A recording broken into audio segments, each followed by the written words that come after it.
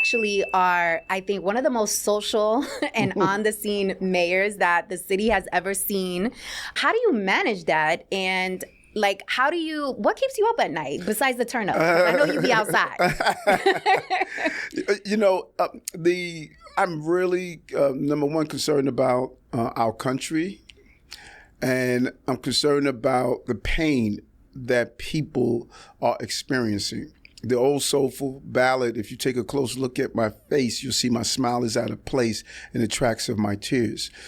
People are self-medicating themselves through drugs, through violence, through all sorts of measures because people are in so much pain. And if you just think about the folks in your circle and some of the things that they're doing, and, I'm really concerned that we have reached a point where we don't enjoy healthy dialogue.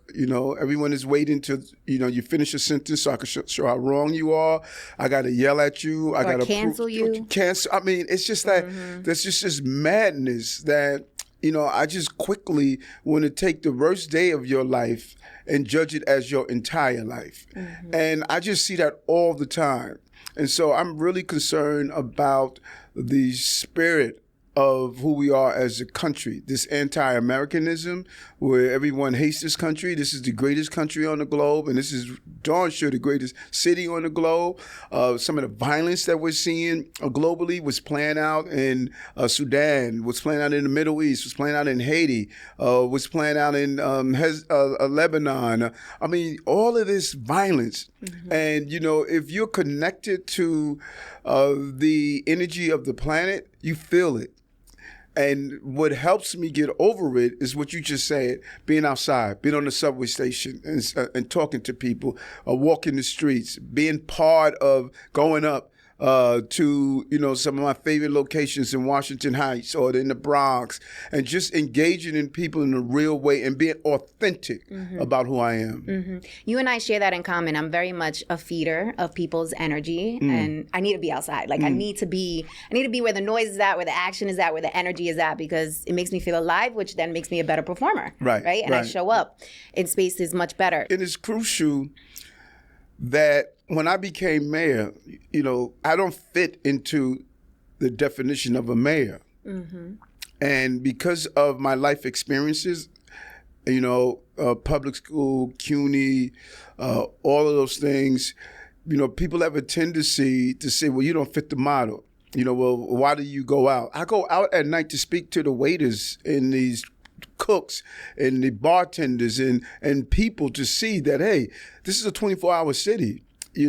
Historically, mayors may have done the 9 to 5 or some, tuxedo event. No, I want to be among the people. And that is part of what brings this authentic approach to government. And a lot of the solutions I find are coming from those people. That's really interesting that you say that, because for politicians in particular, I find that there's like this box that we tend to place them in where you have to be like ultra serious and you can't have a life. Like Biden going to the beach was like this big phenomenon. Like he can't get some vitamin D, my goodness. Like let the man go outside. That is right.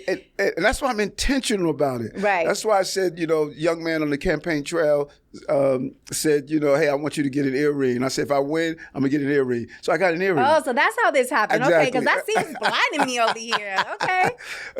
But all of those authentic approach. If I'm out somewhere and I'm smoking a cigar and I'm drinking a glass of Tito, people say, well, you can't take a picture that way. I said, why?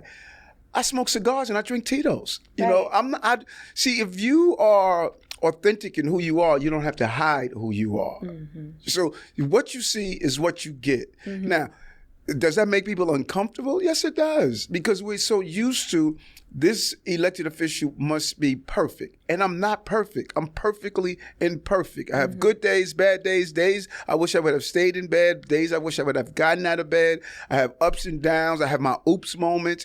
But that is all part of life. If we stop these elected officials feeling that perfection is needed after an election, you'll see people more authentic in the decisions that they make. And I think also would encourage people to run. Yes.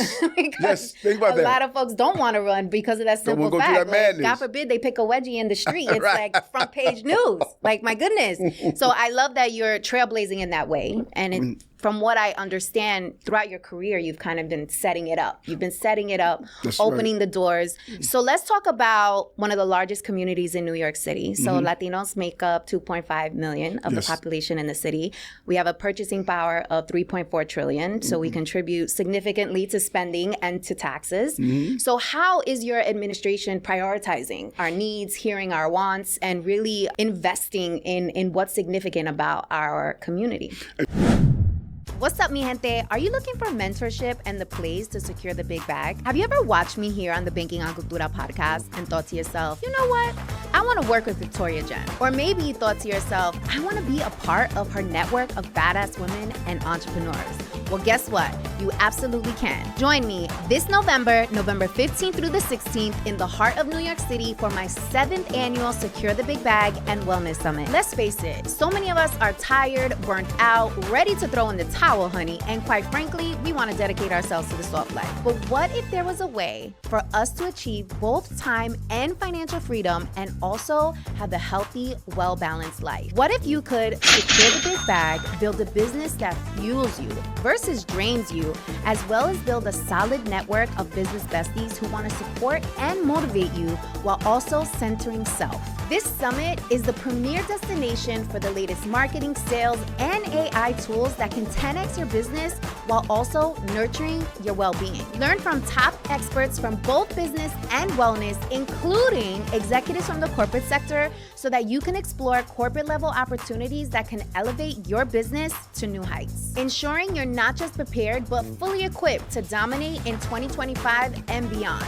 This is your opportunity for your business to thrive while you do too. Head over to securethebigbag.com to check out the agenda and all the heavy hitters that will be in the building. I cannot wait to see you in New York City, mi gente.